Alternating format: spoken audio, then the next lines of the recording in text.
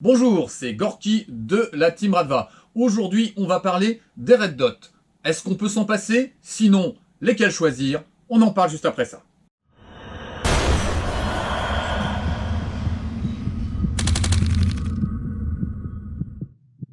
En introduction, je souhaiterais remercier notre partenaire Airsoft Entrepôt qui m'a prêté un Neotech et un magnifieur pour que je complète un petit peu ce que je vous présente aujourd'hui. Alors attention, on n'est pas sur une revue spécifique des optiques russes. Hein. Moi, je n'ai qu'un PKA de chez Vector Optics. Je n'ai aucune réplique russe d'optique RS. Voilà, moi c'est pas trop mon kiff, ça coûte très très cher, en plus c'est exposé aux billes. Alors voilà comment j'ai découpé ma revue.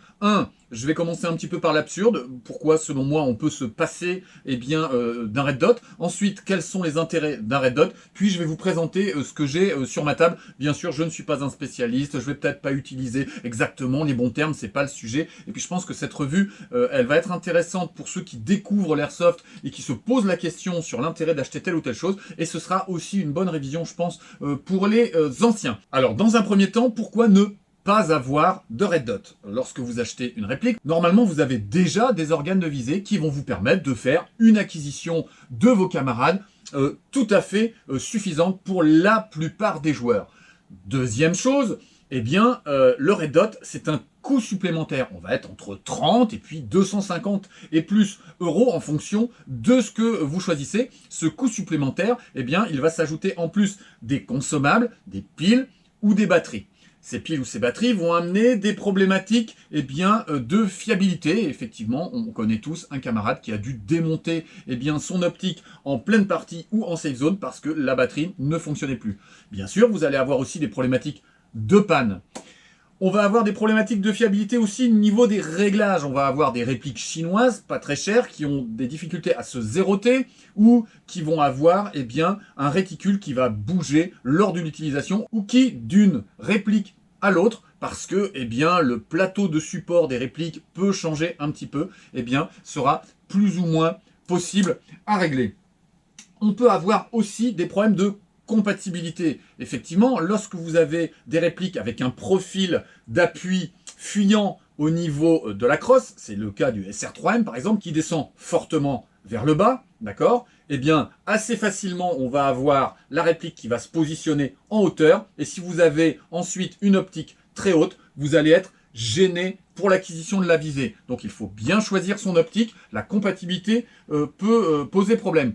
C'est alourdir nécessairement sa réplique. Lorsque vous rajoutez quelque chose qui va faire entre 100 et 400 grammes, c'est autant de poids supplémentaire sur la réplique. En plus, on est en avant du corps, ça appuie au niveau des dorsaux, des trapèzes, des épaules. L'acquisition va être rendue complexe d'un point de vue musculaire, d'accord? Et donc, ça pose des soucis de résistance, de concentration, et ça peut amener éventuellement à une blessure en fin de journée. On voit régulièrement les entorses en fin de journée chez des joueurs peu habitués et surchargés. On va avoir un problème d'encombrement aussi au niveau de la surface de touche. Vous imaginez bien que si une réplique est surchargée en surface avec une grosse optique, forcément vous vous exposez au réplique out, puisque il y a plus de surface pour vous toucher. On a la chance aussi de pouvoir tirer ce que moi j'appelle à la guidée, puisque nos billes ont peu de vélocité, c'est ce qui fait une des grandes différences avec les armes en fait. On voit la bille partir et plutôt distinctement jusqu'à 45 mètres. Vous lancez la première bille et puis la deuxième, la troisième et la quatrième, vous corrigez et ça vous permet d'avoir une plutôt bonne précision.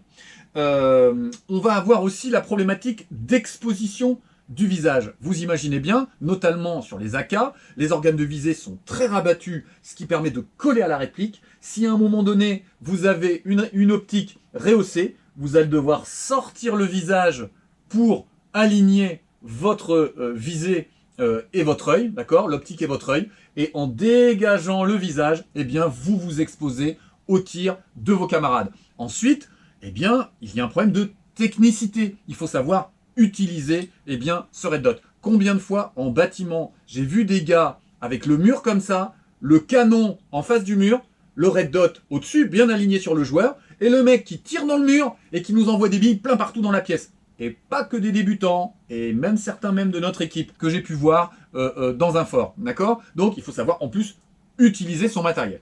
Ceci étant dit, pour quelles raisons on pourrait avoir besoin ou envie d'utiliser un red dot. La première chose, eh bien, c'est le tir au-delà de 45 mètres. Au-delà de 45 mètres, on a tendance à perdre la bille de vue. Et même à la guidée, ça commence à être vraiment au jugé. Lorsque vous avez un point rouge, eh bien, vous allez pouvoir prendre le point de repère, s'il a été bien réglé, vous mettez sur le gars, et au-delà de 45 mètres, vous avez beaucoup plus de chances, eh bien, de faire une acquisition propre de votre camarade d'en face. Deuxième chose, il y a aussi la dimension RS, milsim, réaliste. C'est-à-dire, je ne veux jamais tirer à la guidée, je veux toujours aligner mes organes de visée, et le point rouge va me forcer à avoir cette acquisition systématique sans me guider avec les billes. Autre chose, ce que j'appelle la touche à la première bille. Lorsqu'on tire à la guidée et qu'on a face à nous des joueurs qui sont relativement expérimentés et qui ont tendance, dès qu'ils entendent un bruit d'AEG, à bouger, ou dès qu'ils sentent qu'une bille tape à côté d'eux, à se dissimuler, eh bien lorsqu'on tire à la guidée, souvent la première bille, si elle ne touche pas, alerte le joueur qui se range et c'est terminé. Avec un point rouge, on a beaucoup plus de chances de toucher dès la première bille. Qu'est-ce que j'ai mis d'autre?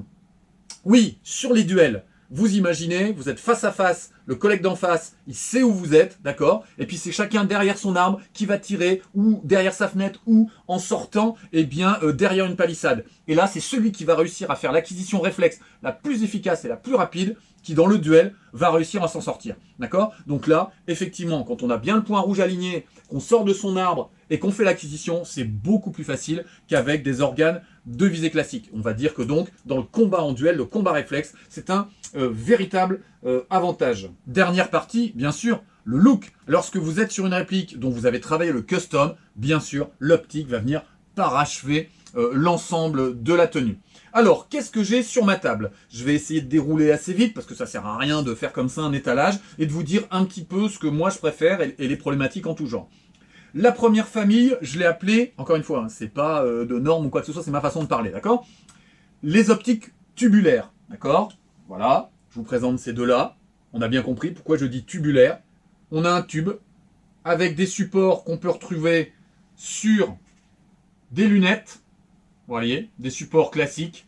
Celui-ci est fixé sur un rail classique qu'on va mettre sur le côté du NACA. Et celui-ci, eh bien, on sera sur un rail longitudinal classique. Alors, l'intérêt de ces deux répliques, d'ailleurs, l'une des deux, le aimpoint américain, là, eh bien, n'est pas une réplique. Hein. On est bien sur une optique RS. Eh bien, ces optiques tubulaires ont une très bonne résistance à l'ensoleillement. D'accord? Donc le point rouge va très peu baver et il n'y aura aucune conséquence sur la qualité du réticule et la luminosité du réticule. D'accord? Premier avantage. Deuxième avantage, vous avez vu, là, j'ai un montage bas, là, j'ai un montage haut. Ok? Ce qui va vous permettre de varier en ayant un seul tube, mais différents montages. Eh bien, ça va vous permettre de vous adapter à vos différentes répliques. Ça, c'est l'intérêt des tubulaires. On va dire que le petit défaut, c'est que vous avez un effet tunnel qui, sur le combat réflexe, va pas être forcément top. Ensuite, je vais avoir la famille, on va dire, des micro points rouges. D'accord? On va avoir des choses comme celui-là. Voilà. Un petit red dot réflexe de chez Victoptics. Il va dépasser très peu de la réplique. On a quasiment un petit arc il y a juste un petit arc de cercle comme ça qui va dépasser. Et puis, on va avoir différentes réticules, différentes luminosités, du vert, du rouge, des croix, des ronds, etc. Voilà, c'est plutôt sympa. Donc là, très léger, très peu encombrant. Et alors qu'il est très exposé à la luminosité, eh bien, on est sur des red dots qui conservent une excellente qualité de réticule. On va avoir tout ce qui est mini dot qu'on peut retrouver habituellement sur des pistolets, mais que moi j'ai vu aussi sur des fusils de chasse à gros calibre, donc il n'y a pas de souci par rapport à ça. Encore une fois, très contenu, très peu encombrant, un poids quasi inexistant, et ça permet de faire des acquisitions lointaines. Alors j'en ai de deux tailles différentes, vous voyez, regardez, on peut en trouver de gabarits différents, toujours pareil, là ici, on est sur des optiques qui résistent très bien à la luminosité et qui ne gênent pas du tout la résistance du joueur. Et là, on va avoir tout ce qui est T1 et T2, que ce soit avec des montages bas ou des montages hauts. Donc vous imaginez bien, quand on voit la différence de hauteur entre les deux montages, que si vous n'avez pas choisi votre optique en fonction de votre réplique, vous aurez des vraies problématiques pour adapter et vous adapter au niveau de l'ergonomie. À la différence des tubulaires, bah là c'est choisi, c'est choisi. Alors il existe des petites rayos que vous allez pouvoir visser puis vous revenez rebrancher au-dessus. C'est pas joli joli, vous pouvez toujours faire ça. D'accord? Alors on va passer sur les répliques type plus US. Alors on va en trouver, hein, les EOTech par exemple, on va en trouver hein, sur des armes russes, sur des AK relativement modernisées, comme celle-ci. Voilà, sur une AK-104 comme ça, full Zenitco. Franchement, il n'y a pas de souci, ça fait tout à fait joli. Moi je préfère les EOTech court comme celui-là, d'accord? On va trouver ce type de modèle et ce type de modèle beaucoup plus long. Moi j'aime beaucoup moins ce modèle-ci parce qu'il est plus encombrant. Il va prendre de la place sur le rail, d'accord? Il va exposer la réplique au tir. Et si vous voulez mettre un petit handpec, un petit magnifieur, des choses comme ça, je trouve que c'est relativement encombrant. Le problème des EOTech, c'est qu'ils sont très sensibles. Lorsque vous prenez des répliques chinoises, ils sont très sensibles à la luminosité. Voilà, les deux que j'ai là, quand il y a un grand soleil en été, ben on voit quasiment plus le réticule. Donc ça, c'est vraiment dommage. Pourtant, il va d'un certain prix. De toute façon, je mettrai systématiquement tous ceux que j'ai sur la table et qui sont disponibles. Je vous mettrai les liens dans la description. Sinon, l'intérêt de l'EOTech, eh ben, c'est qu'il est extrêmement large et donc on va pouvoir garder une vision globale du jeu et il n'y aura pas cet effet tubulaire, cet effet tunnel qu'on peut avoir avec les Red Dot tubulaires. La COG, alors qu'on voit par contre là, pour ainsi dire, jamais sur les AK, mais je les ai beaucoup utilisés, les ACOG, quand je jouais américain. Voilà, donc là on va en avoir, celui-ci est en fibre optique. La fibre optique va vous dispenser d'utiliser tout ce qu'il y ait consommable de type batterie ou pile. Le souci, c'est que ça ne fonctionne plus quand vous êtes dans un bunker ou à l'intérieur d'un bâtiment. Voilà, c'est ça le problème. Là, moi, celui-là, je l'ai depuis 7 ou 8 ans. Il fonctionne parfaitement. Maintenant, c'est mon fils qui l'utilise sur sa M4 et elle est vraiment nickel. L'intérêt, c'est qu'on va avoir à la fois un point rouge de qualité parce qu'il y a ce côté tubulaire, mais en plus on va avoir un look un petit peu plus sympa que les tubes classiques. Par contre voilà, on va être sur un plateau de réglage qui va faire que si c'est pas la bonne hauteur, vous n'aurez pas la possibilité d'utiliser des montages bas ou courts comme sur les tubulaires classiques. Alors, je vais avoir un système un petit peu particulier. Voilà, là ici, on est sur un système à 45 degrés. Vous voyez, vous imaginez la réplique comme ça. Et on va avoir le red dot sur le côté. Voilà, un système à 45 degrés, comme celui-ci.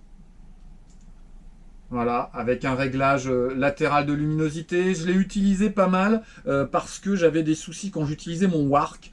J'avais des angles dans lesquels le Wark en fait me gênait pour faire ma prise de visée. Quand on a un casque un peu important, par moment ça peut être intéressant d'avoir une petite visée déportée à 45 degrés. Bon, je l'utilise plus trop maintenant, mais ça peut être une solution. N'oubliez pas qu'il existe ce genre de choses. Avant de vous parler des combos, je vous présente mon PKA de chez Victor Optics. Voilà, moi je trouve que c'est une pure merveille. Alors là, ça ballotte, c'est normal, c'est parce que j'ai dégagé les tourelles de réglage, qui sont pour moi un point extrêmement positif. On n'a besoin d'aucun outil.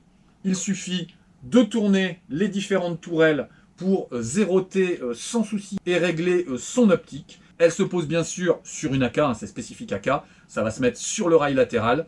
Et si vous ouvrez les deux yeux, même en gardant le bouchon, vous allez avoir votre point rouge. Le problème, c'est qu'elle est lourde, elle est encombrante, elle est très rehaussée, elle vous expose.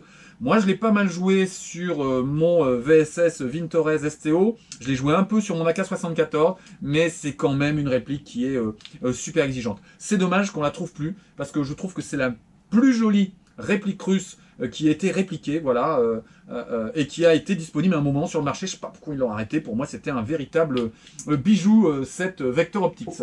Ensuite, on va voir les combos.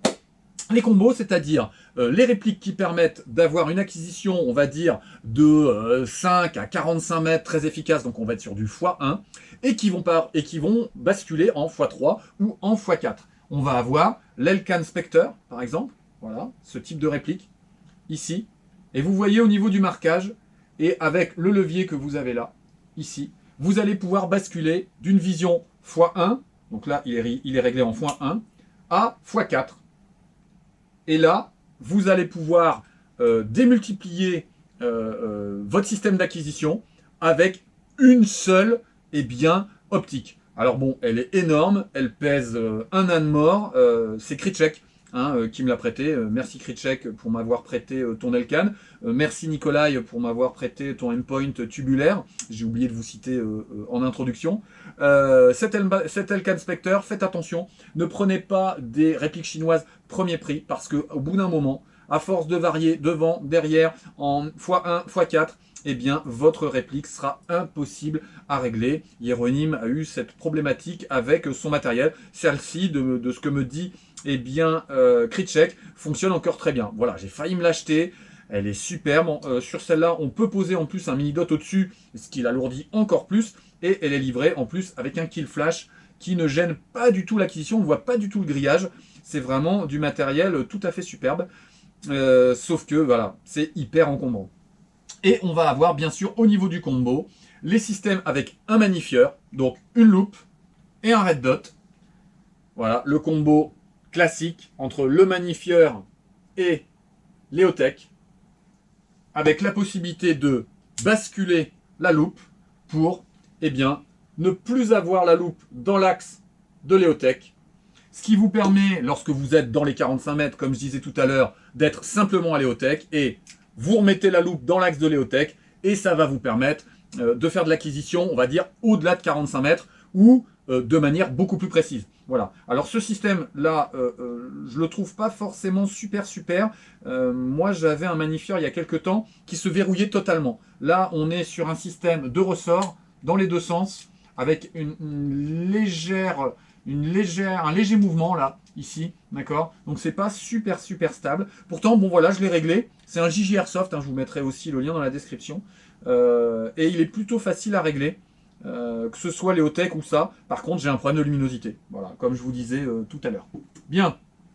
Bon, j'ai fait le tour de l'ensemble de ces red dots. Moi, 9 fois sur 10, je joue sans rien. Voilà. Comme je vous l'ai expliqué, vous avez vu dans ma présentation, il y a essentiellement des arguments pour ne pas mettre d'optique. Je pense être un joueur expérimenté. Je suis passé par le j'en mets pas parce que j'ai pas trop envie d'investir. Puis ensuite, j'investis et puis je prends de l'expérience, donc j'utilise des red dots. Et puis, je prends de plus en plus d'expérience et j'en utilise de moins en moins. Je vais à la fiabilité, au moins de consommation, au moins de poids possible.